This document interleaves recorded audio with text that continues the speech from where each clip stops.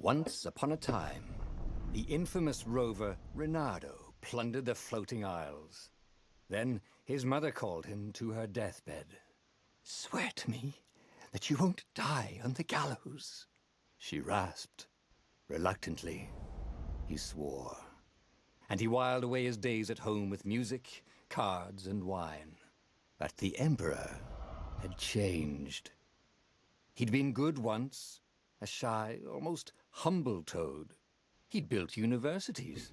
But then people started whispering about mass graves in the woods, midnight rituals, victims screaming. The Imperial Ravens would round up entire villages, and no one ever returned. The Ravens had come to Ubar scouting for ancient books said to be of great power. But the librarians had hidden the books, so they'd burnt the librarians. The citizens, outraged, had driven them off. The Ravens had come back with dropships. The kid had fled with one of those books. He was brave and dumb and wanted to join the rebellion.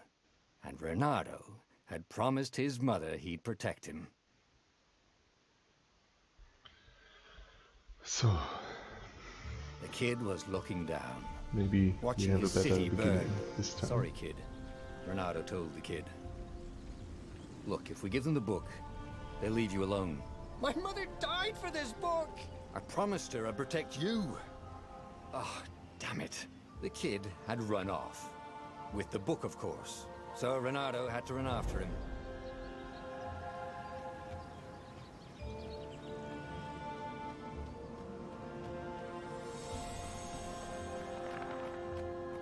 The two ravens were staring at the kid like he was their dinner, which probably was what was in their tiny brains. "Hey," Reynardo said. They cocked their heads at him. "Pick on someone as ugly as you." Wait, that didn't come out right. "For the Emperor!"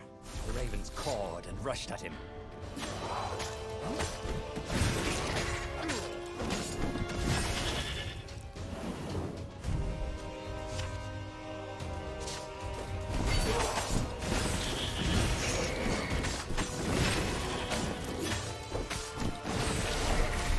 Strange. A dropship flew overhead. He hoped they hadn't noticed him. The kid.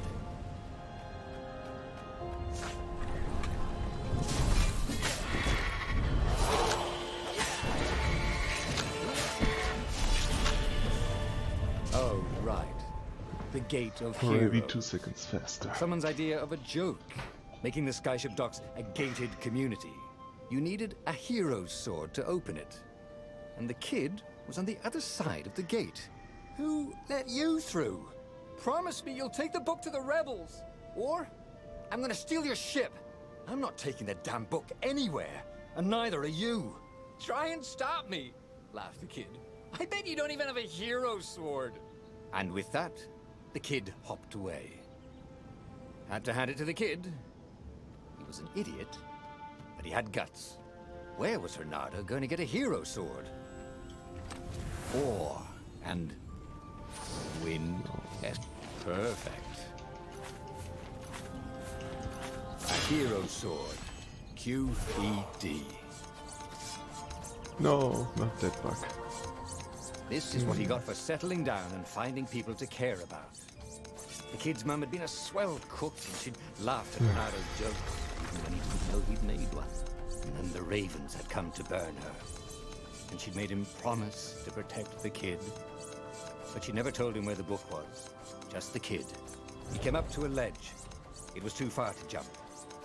There'd been a bridge here before, hadn't there? And there was Peter, giggling at him. "How'd you get across?" he asked the kid. "Where'd you find a hook?" "I hopped," said the kid. Wise-ass kid. "Hey, look out behind you!" "Q," said Reynardo. Ah, ravens.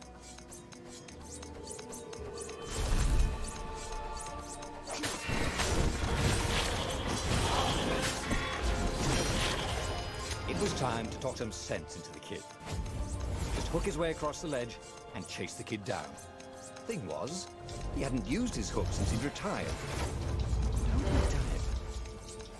Maybe if he meditated at that altar there, he'd remember his old skills. It was starting to come back to him. Something you never completely forgot, like how to freeze time when attacking. The more he fought, the more he'd probably remember. And a goggler nailed him with its eye. Still have been better.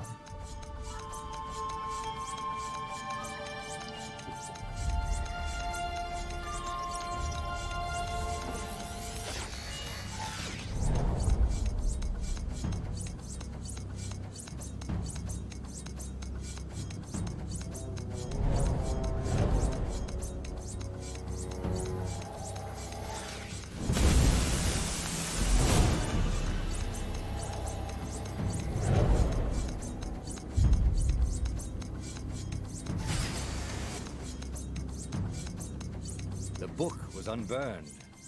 Next to it were the buckles from the kid's shoes, and the kid-sized pile Should of still be ashes. better than last Damn time. it. Why hadn't he lied and told the kid he'd take the book to the rebels? The kid would be alive now. Really pissed off and betrayed, but alive. Oh, damn it. Renato picked up the book. He couldn't let the Empire have it now. He was going to have to get it out of there. He'd be a wanted man. Probably have to join the rebellion just to have a place to dock. Well, he'd hated home life anyway. Oh, What was the big deal about his book anyway? yeah, as I thought. Maybe he should open it. 640 is Find out. well possible. All that had been years ago. How many? The war was a blur. And now 3 ravens scorched. The rebellion was out of time. Unless Renato could bring a game changer. Maybe he could. Renato had found out where he could find the pieces of the Sky Ripper, the legendary weapon that had exiled the lost gods. Surely a legendary weapon could win the final battle. On the other hand, his old friend Lupino had sent Renato a desperate message saying he had a brilliant scheme to save the rebellion. If Renato could only rescue him. Renato dived the Farfarer towards the abyss. As he felt the heat of the jet stream, the Raven ships peeled off, not stable enough to follow him down there. Now it was time to choose. Lupino or the Sky Ripper.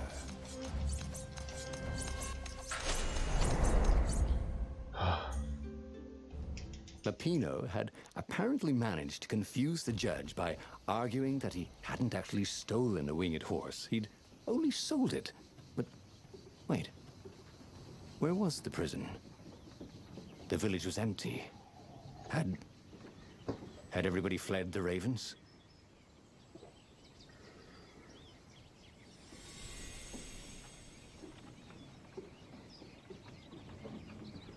Music is missing again. People were frightened these days. Very Just 2 weeks strange past, bug. Renato had sneaked through an empty town and listened to the ravens caw about the Emperor's new taste in ritual sacrifice.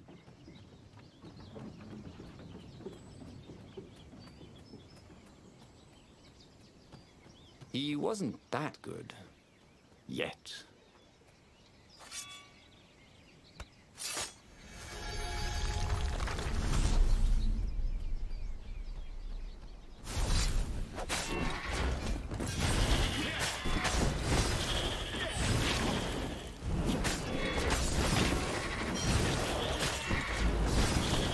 Oh. This time I'm more lucky here. Ravens were landing everywhere. The advance guard. He'd better get moving. If they got to Lupino first, they'd eat him for breakfast. Or a snack. Ravens weren't picky. If they got hungry, they sometimes forgot to interrogate their prisoners. Even top spies like Lupino. It was starting to come back to him. Something you never completely forgot. Like how to freeze time when attacking. The more he fought, the more he'd probably remember.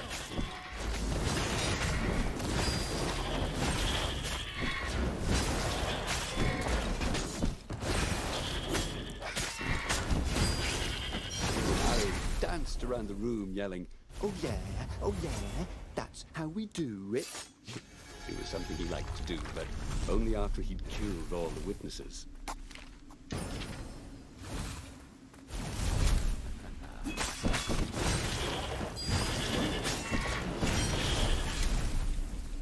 This was much better. Dirty yes. and bloody, Renato finally reached Lupino. And there's the music The back. rabbit was practicing his shuffle. We capture Zenobia, we find out what she knows. And that's the whole war right there. Easy peasy, lemon squeezy. Capture the Emperor's greatest general, who also happened to be a deadly sorcerer and, oh, his only daughter? That would be worth it. On the other hand, he could still get to the core of the Sky Ripper, even if he couldn't get the whole thing. It must have great power.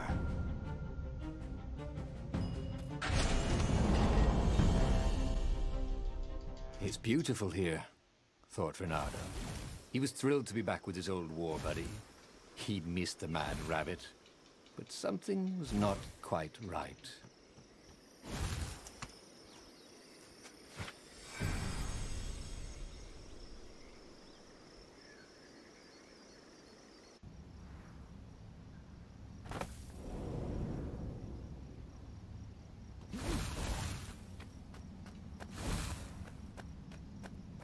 There was something sour in the air.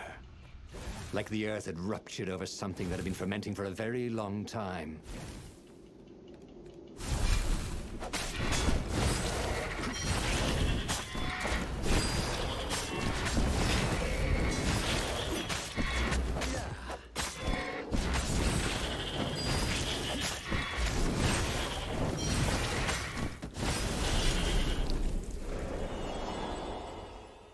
Renato felt wrong all over. He could feel an almost palpable sickness in the air. And if the land could have tumors, it would look like these monstrous crystals. Forest, quiet then. There were insects, a few birds. He didn't catch the ravens. Renato smelled sick animals and dying. There's no helping it. I'm getting a bad feeling about this. Renato thought. Maybe Lupino was right. Maybe he should have kidnapped Zenobia instead of coming here. As he held the radiant icosahedron, Renato felt queasy, like dozens of tiny worms. Tell you what, Said Lupino. I'll take it to the observatory. You attack the Imperial outpost. The Imperial outpost was a vital communications node. Taking it could shatter the Empire's ability to coordinate. And it would be full of secret plans and maps and maybe even rebel prisoners. It was a good target for a hero like Renato. But what if Lupino got the core and then broke it or lost it? Or worse, was Renato ready to take that risk? Maybe it was better if he brought the core to the scientists himself.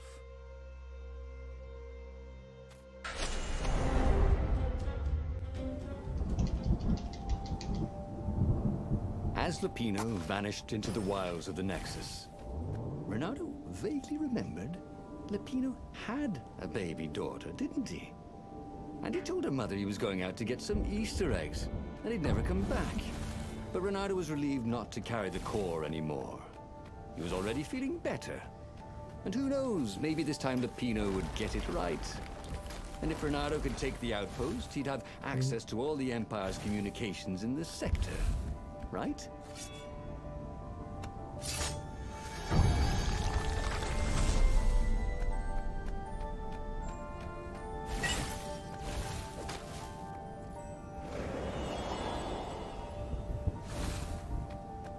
Renato caught his breath. His joints still hurt, but he couldn't feel the poison in his system anymore. He'd let the armature slip out of his hands to save his friend Lupino. Of course he had to let Lupino take the core.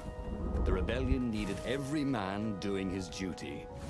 And the rabbit would be no good taking on an Imperial outpost, right?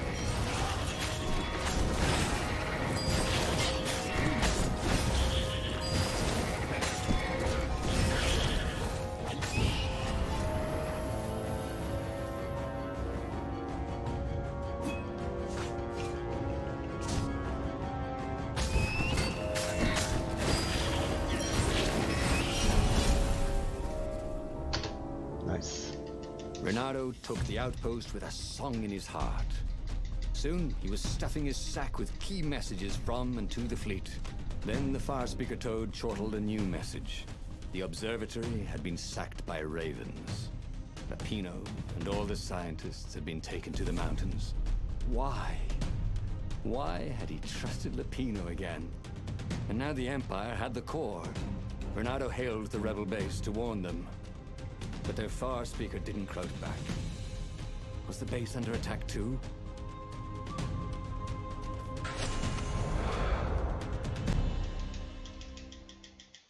There were Imperials everywhere in the ruins, and dead civilians. The ravens were killing everything in sight. Renato was relieved to see no rebels among the dead. Maybe the secret base was still secret, but there were huge burn marks on buildings. What monstrous weapon was the Empire using here? The core had great power, and they harnessed it somehow, even though they didn't have the armature.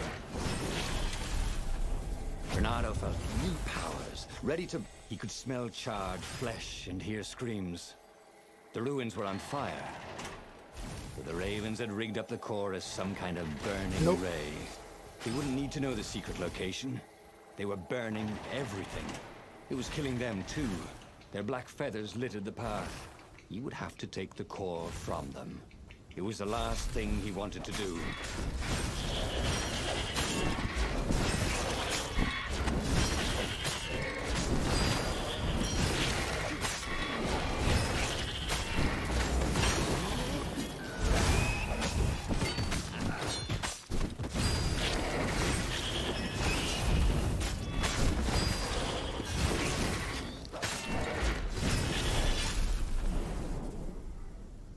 Not too bad.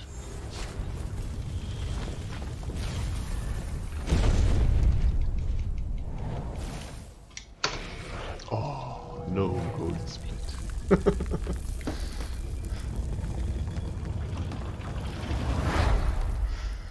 As the last raven fell, Renato felt worse than he ever had. The core was killing him, again. The council members cautiously came out into the smoke. "You saved us," crowed the speaker. They would put the weaponized core deep in a cavern, she promised, where its poison could harm no one. They would heal him if they could, she said. No, he's a weapon now. We need one. I'll lead the charge. "It will kill you," croaked the speaker. "I guess it already has," Renato said. She bobbed her head gravely. "When all this is over," she said, "we'll name our new capital city for you." He flew towards the Imperial fleet. A myriad ships in disciplined formation, waiting for the signal to destroy the rebellion forever. Behind him, the rebels were charging. If he failed, they would die. And so the final battle began. Everything hurt. It was unpleasant to fight this way. With each blow he struck with his sword, he felt weaker. Yet each time the core fired, it got brighter. As if the heat from the burning ravens and buildings only fed its hunger. He wondered where Lapino was. Wasn't he supposed to be in the battle? No. He'd been captured, hadn't he? Oh, Renato's mind was smoky now, like the burning fleet. He hoped this wouldn't take long. Who needed bridges anyway?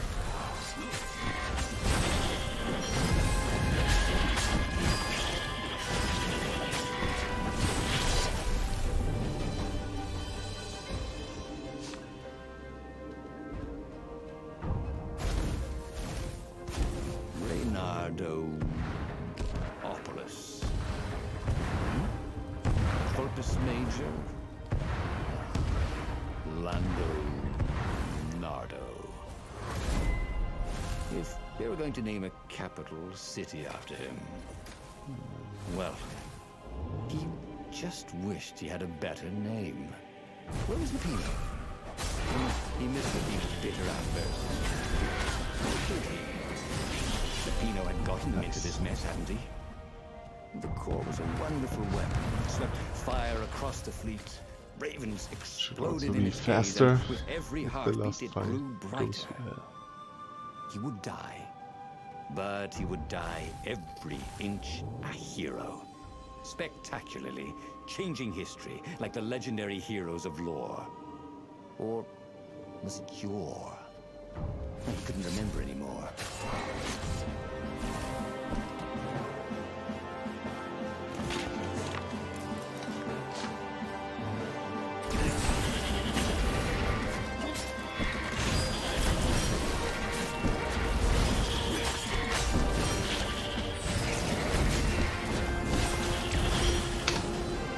Nice! Sub 21? So much faster. Renato fell to his knees. The Emperor's bodyguards were lined up before his ship. Fierce ravens all. And Zenobia. She was conjuring. He could not take another step. What the fuck? All he could This do is was fire the nearly a core. minute faster. The ravens, Zenobia, the ship, all burst into flames, disintegrated, and blew away. So they had one, after all. The core grew brighter. He shielded his eyes, but he could still see it through his sleeves and through the flesh of his Nice. arm. And then he felt heat, as the fire grew to consume both fleets. And then he felt nothing. Okay, that was weird. He could have sworn he just died.